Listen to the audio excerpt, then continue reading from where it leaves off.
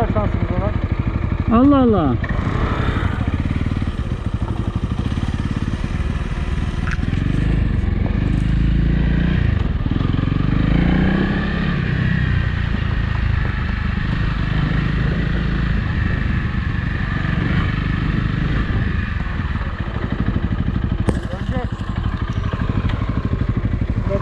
Yanlış mı geldik?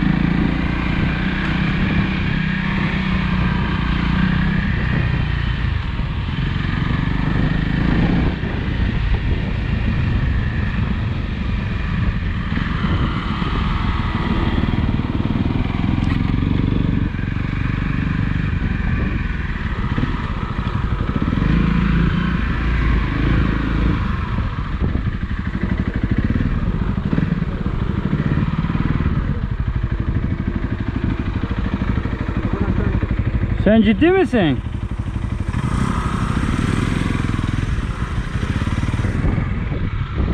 Sen ciddi misin ya? Geri nasıl çıkacağız? Çıkmayacağız. Ondan sonra yol çıkıyoruz.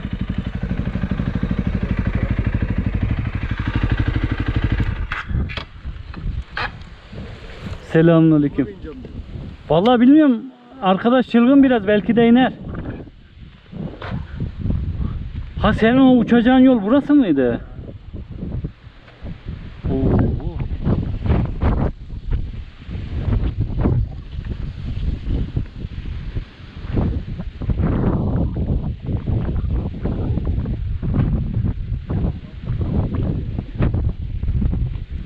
Ben de bir kaya Ben burada CS'lere indim burada. Sen ciddi mi diyorsun?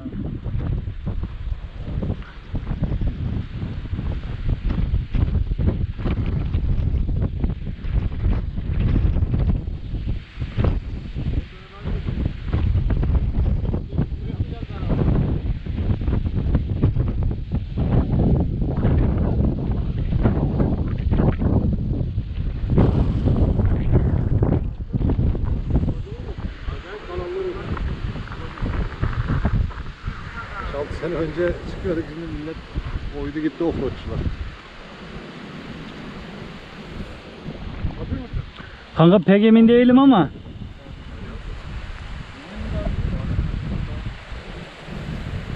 Peki geri dönüş yolu nerede? Geri dönmeyecek. Ara daha var. Ha, aşağıdan dönüş var mı? Oraya geçip Yok. oradan öte asfalta çıkacağız.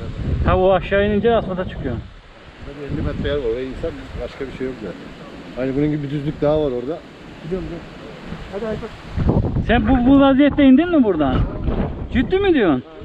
Bak heyecanlandım ha şu an.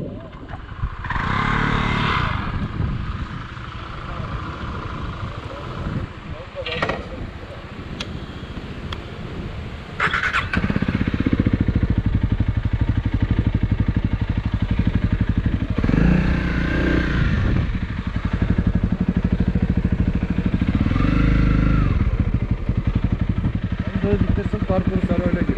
Vallahi yavaş yavaş ineceğiz bakalım bir. Düşer bir şey olur. Yo ABS'yi kapattım daha bir şey olmaz da.